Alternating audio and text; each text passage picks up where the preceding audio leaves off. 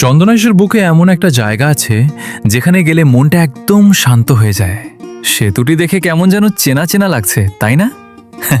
ঠিকই ধরেছেন, এটি চন্দনাইশের পরিচিত খোদারহাট সেতু, যা স্থানীয়দের কাছে বশরতনগর ব্রিজ নামেই বেশি পরিচিত।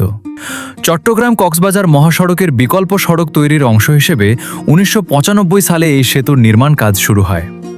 দীর্ঘ অপেক্ষা আর নানা পথ পেরিয়ে প্রায় ২০ বছর পর সম্পূর্ণ হয় ৩৪১.১২ মিটার দীর্ঘ এই দৃষ্টিনন্দন সেতু। এখন আর শুধু যাতায়াতের জন্য নয়, এই সেতু হয়ে উঠেছে মানুষের প্রিয় এক ঘুরে বেড়ানোর জায়গা। বিশেষ করে বিকেলের সময়টা এখানে একদম অন্যরকম। নদীর মৃদু বাতাস, চারপাশের মনোমুগ্ধকর পরিবেশ আর সূর্য অস্ত যাওয়ার অপূর্ব দৃশ্য, সব মিলিয়ে যেন চোখ জুড়ানো এক অনুভূতি।